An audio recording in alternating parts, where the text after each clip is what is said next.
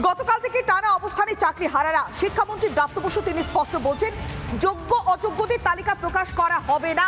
আর তারপরে ক্ষোভে ফুঁসছেন চাকরি হারারা। আর কতদিন তাদের অপেক্ষা করতে হবে? কেন আগে শিক্ষামন্ত্রী বলেছিলেন যে যোগ্য অযোগ্যদের তালিকা প্রকাশ করা হবে এবং উত্তরপত্রের মিরাজ ইমেজ সামনে রাখা হবে, কিন্তু তারপরেও কেন এভাবে পাল্টি খাচ্ছেন শিক্ষামন্ত্রী ব্রাত্য বসু? সেই প্রশ্নটাই লাগাতার তুলছেন চাকরি হারারা। দফায় দফায় চলছে অবস্থান, বিক্ষোভ, প্রতিবাদ। সময়ের সঙ্গে সঙ্গে সেই প্রতিবাদের ঝাঁজ আরো বাড়ছে। এই মুহূর্তে যে ছবি দেখাচ্ছি, লাগাতার রিপাবলিক বাংলাতে সল্টলেকে যে আচার্য সদন রয়েছে, সেই আচার্য সদনের সামনে দফায় দফায় প্রতিবাদ, বিক্ষোভ। শিক্ষামন্ত্রী ব্রাত্য বসু স্পষ্ট জানিয়ে দিলেন যে যোগ্য অযোগ্যদের তালিকা প্রকাশ করা হবে না। তিনি আদালত অবমাননার কথা বলছেন। কি সাফাই দিচ্ছেন শিক্ষামন্ত্রী, শুনুন একবার। না না না না, এটা তো পরিষ্কার আমি বলে দিচ্ছি, কোনো তালিকা প্রকাশ হবে না।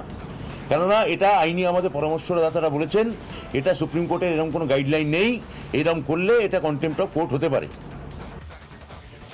আমরা শোনাচ্ছিলাম শিক্ষামন্ত্রী ব্রাত্য বসু তিনি স্পষ্ট বলছেন যে পরিষ্কার করে জানিয়ে দিচ্ছি কোনো তালিকা প্রকাশ করা হবে না। যখন শিক্ষামন্ত্রী এই অবস্থান স্পষ্ট করলেন তখন চাকরি হারা শিক্ষকরা তারা কি বলছেন শুনুন। কি বলছে শুনুন শুনুন।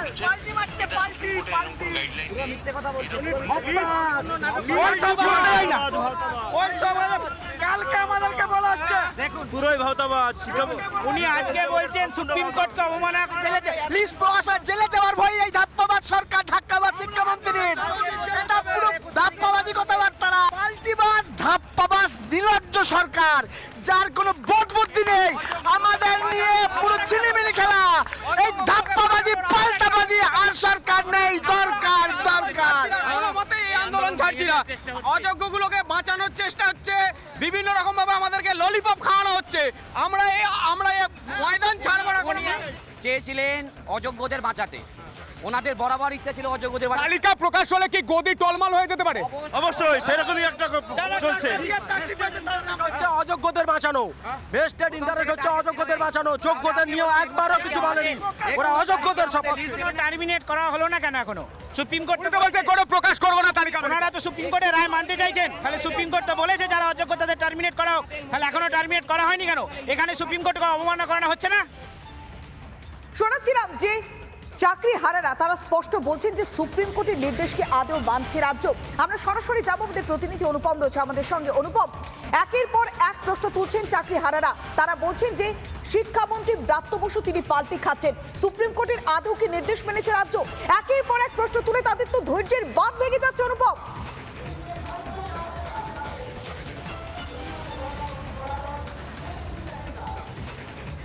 দেখো, আন্দোলনকারীরা শুধু এটা নয় যে পাল্টি খাচ্ছেন শিক্ষামন্ত্রী, তারা বলছেন শিক্ষামন্ত্রী প্রচণ্ড হুমকি দিচ্ছেন। হুমকিটা কি? যে রিভিউ পিটিশন ফাইল করবে রাজ্য সরকার, সেই রিভিউ পিটিশন ফাইল করতে গিয়ে যদি কোনো সমস্যা হয়, অর্থাৎ যারা চাকরি পেলেন, যোগ্যতার ভিত্তিতে চাকরি পেলেন, তারা যখন সেই তালিকা প্রকাশ করতে বলছেন তখন তাদেরই প্রচ্ছন্ন হুমকি দিয়ে শিক্ষামন্ত্রী বলছেন রিভিউ পিটিশন তো রাজ্য সরকার করবে।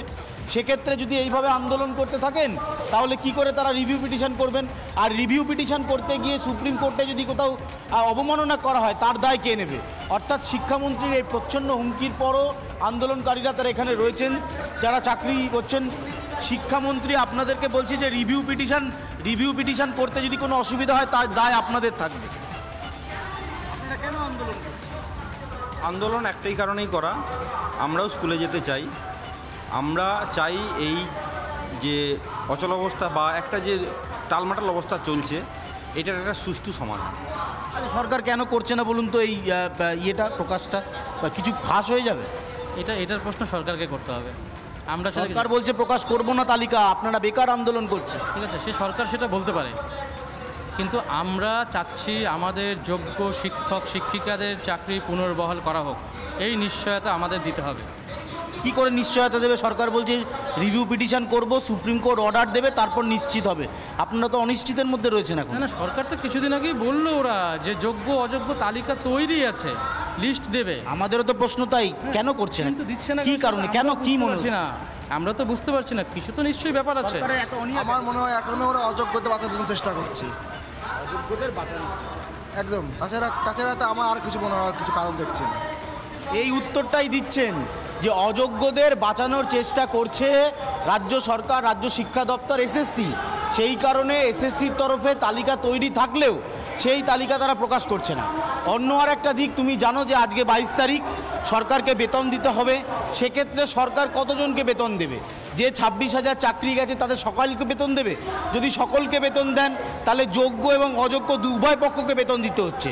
যদি শিক্ষামন্ত্রীর কথা অনুযায়ী 17,206 জনকে বেতন দেন, তাহলে এই 17,206 জনই কি যোগ্য? যদি যোগ্য হয়ে থাকেন তাহলে তালিকা প্রকাশ করতে অসুবিধা কোথায়?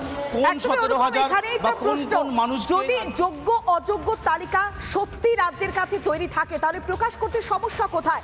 তাহলে কি অযোগ্যদেরকে বাঁচানোর চেষ্টা করছে রাজ্য? বারবার এই প্রশ্নটাই করছেন চাকরিহারারা। তারা প্রথম থেকে একটাই দাবি করছেন, তাহলে কি এই অযোগ্যদের বাঁচানোর চেষ্টা করছে সরকার?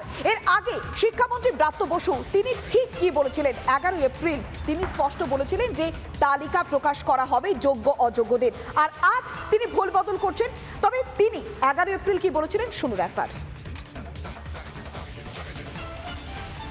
যোগ্য অযোগ্য তালিকা আমাদের আছে 1, এবং 2 ওরা দাবি করছেন সেই তালিকা যেন এসএসসি তাদের আমাদের বলে ওয়েবসাইটে তুলে দেয়।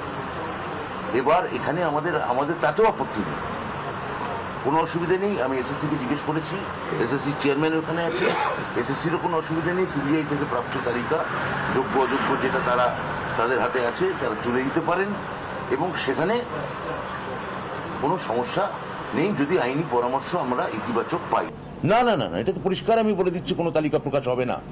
কেননা এটা আইনি আমাদের পরামর্শদাতারা বলেছেন, এটা সুপ্রিম কোর্টের এরকম কোনো গাইডলাইন নেই। এরকম করলে এটা কন্টেম্প্ট অফ কোর্ট হতে পারে। আমরা শোনাচ্ছিলাম শিক্ষামন্ত্রী ব্রাত্য বসুর বক্তব্য। তিনি 11 এপ্রিল কি বলেছিলেন যে তালিকা প্রকাশ করা হবে, আর 22 এপ্রিল তিনি কি বলছেন যে পরিষ্কার জানাচ্ছি কোনো তালিকা প্রকাশ করা হবে না। অর্থাৎ 11 এপ্রিল থেকে 22 এপ্রিল 11 দিনের ব্যবধানে ভুল বদল করলেন শিক্ষামন্ত্রী। কেন্দ্রীয় শিক্ষা প্রতিমন্ত্রী সুকান্ত মজুমদার তিনি কি বলছেন শুনুন একবার। তালিকা প্রকাশ এই সরকার কিছুতেই করবে না। সব শিক্ষকদেরকে ললিপপ দেওয়া হচ্ছে। তালিকা প্রকাশ করলে পরে কাদেরকে টাকা নিয়ে চাকরি দিয়েছে তৃণমূল কংগ্রেসের নেতারা সেটা ধরা পড়ে যাবে, সবার সামনে চলে আসবে। চুরি হয়েছে ধরা তো পড়েছে, কিন্তু কারা চুরি করেছে এবং কারা টাকা নিয়েছে, কাদের কাছ থেকে নিয়েছে সেই মানুষগুলো তো নাম বলে দেবে যে আমরা অমুককে দিয়েছি, তমুককে দিয়েছি, মমতা বন্দ্যোপাধ্যায়কে দিয়েছি, মমতা বন্দ্যোপাধ্যায়ের বাড়ির লোককে দিয়েছি। নিয়ে যদি বাইরে আসে পশ্চিমবঙ্গের মানুষের চোখ খুলে যাবে। দেখা যাবে অযোগ্যদের মধ্যে 60%-এর বেশি বিশেষ এক ধর্মীয় সম্প্রদায়ের মানুষের নাম। নানা ধরনের কন্টেন্ট দেখার জন্য লাইক করুন, শেয়ার করুন আমাদের ফেসবুক পেজ, সাবস্ক্রাইব করুন আমাদের ইউটিউব চ্যানেল। পাশাপাশি অন্যান্য ব্রেকিং নিউজের জন্য অবশ্যই চোখ রাখুন রিপাবলিক বাংলায়।